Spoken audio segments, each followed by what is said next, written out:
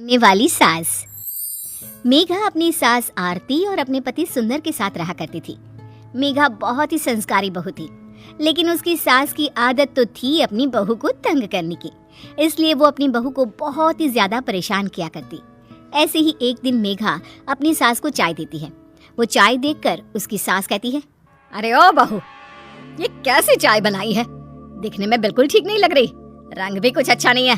तू एक काम कर, मेरे लिए फिर से चाय बना दे और इस बार कड़क और बढ़िया रंग वाली चाय बनाना। मम्मी जी, चाय तो बिल्कुल ठीक है, अगर इससे ज्यादा कड़क चाय बनाई तो आप पी भी नहीं पाओगे। तूने इसमें दूध कम पानी ज्यादा डाला है और पत्ती कम चीनी ठोक रखा है। ऐसे कोई चाय बनाते हैं क्या? कितनी बार समझाया पर तू मेरी बातों का ध्यान ही नहीं देती। ठीक है मम्मी जी, आगे से मैं ध्यान रखूंगी। इतना कहकर मेघा वहाँ से चली जाती है और इधर आरती खुद से बोलती है, वैसे मेरी बहू सारा काम अच्छा करती है, पर मैं इसकी तारीफ कर दूंगी तो ये मेरे सर पर चढ़कर ताता थैया करेगी। इससे तो अच्छा है कि मैं इसके काम में कमियां ही निकाल कर इसको तंग किया करूं। थोड़ी देर बाद आरती अपनी बहू के पास जाती है। उसे कपड़े धोते हुए देखकर कहती है, बहू, तूने कपड़े धोना नहीं सीखा है क्या? क्यों, क्या हुआ मम्मी जी, आप ऐसा क्यों बोल रही हैं? अरे देख तो जरा इस कपड़े को, अभी भी कितने मैले हैं। माँ जी, वो आपको मैले इसलिए दिख रहे हैं क्योंकि उन्हें अभी मैंने धोए ही नहीं है। हाँ ठीक है, कोई बात नहीं, लेकिन मैं तुझे अभी और कपड़े ला कर दे रही हूँ, अच्छे से धोना। जी माँ जी, जैसा आप कहें। आरती उसको बहुत सारे कपड़े ला कर देती है। अगले 2 घंटे बाद आरती उसको आवाज लगाती है, मेघा, अब मुझे खाना पीना देगी या नहीं देगी? खाना बन चुका है तो लगा जल्दी से, बहुत भूख लग रही है। मेरी सासू माँ भी ना जीने नहीं देंगी मुझे। हाँ माँ जी, दे रही हूँ। इतना कहकर मेघा अपनी सास को खाना परोसती है।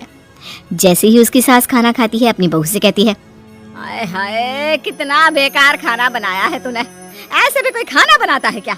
इससे अच्छा तो मैं बनाती हूँ खाना। देख तो जरा, नमक कितना कम है। तुझे खाना बनाना बिल्कुल नहीं आता। तेरी माँ ने तुझे कुछ सिखाया ही नहीं है क्या? बस माँ जी, बहुत हो गया। आप जब तक मुझे बोल रही थी तब तक ठीक था, लेकिन अब मेरे घर वालों को कुछ भी मत बोलिए। आगे से मैं ध्यान रखूंगी कि नमक कम ना हो। इतना कहकर मेघा वहाँ से चली जाती है। अगले दिन अपने पति के साथ बाहर जाने का प्लान बनाती है तो वो जीन्स पहनकर निकलती है। ये देखकर आरती मेघा से कहती है, बहू, तेरी शादी हो चुकी है, अब तू कुंवारी नहीं है जो इस तरह से जीन्स पहनकर बाहर जा रही है। माँ जी, अकेले थोड़ी जीन्स पहनकर बाहर जा रही हूँ, मैं इनके साथ बाहर जा रही हूँ। और वैसे भी जीन्स में बुराई क्या है? अरे हाँ, बढ़िया आई, मुझसे पूछने वाली बुराई क्या है? अरे चल जा यहाँ से, साड़ी पहन कर आ। बेचारी मेघा, सास के सामने उसकी एक ना चली। वो जाकर साड़ी पहनकर आती है और दोनों घर से निकलते हैं। मेघा रास्ते में अपने पति से कहती है, सुंदर जी, आपकी माँ ने तो हद ही कर दी, हर चीज में कमी निकालती हैं। चाहे मैं कुछ भी कर लूं, लेकिन वो मुझे तंग करने का कोई ना कोई बहाना ढूंढ ही लेती हैं। अरे मेघा, अगर वो तुम्हें तंग कर रही है तो तुम भी उनकी बहू हो। अब उन्हें कैसे संभालना है तुम्हें पता होना चाहिए। पति की बात पर मेघा सोचने लगती है, सुंदर जी बात तो ठीक कर रहे हैं। अब ये मेरी सास है, जैसे मुझे ये तंग करती है तो इन्हें संभालना भी तो मेरा हक ही है। इतना सोचकर वो अपने पति के साथ वापस घर आ जाती है और अगली सुबह मेघा अपनी सास को चाय देती है। जैसे ही उसकी सास वो चाय पीती है, वैसे ही अपनी बहू मेघा से कहती है, अरे मेघा, कब सीखोगी चाय बनाना? आज तक एक प्याली चाय ठीक से नहीं बनाई। क्यों, क्या हो गया मम्मी जी? आज क्या दिक्कत है मेरी चाय में?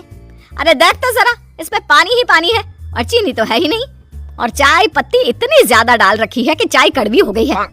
लेकिन मम्मी जी, पिछली बार आपको ही तो पत्ती वाली चाय चाहिए थी ना, तो आज मैंने पत्ती वाली ही चाय बनाई है। अच्छा चल ठीक है, तू जाके घर की साफ सफाई कर ले। थोड़ी देर बाद सास छत पर जाती है। वो देखती है कि उसके सभी गंदे कपड़े धूप में सूख रहे हैं। वो मेघा से कहती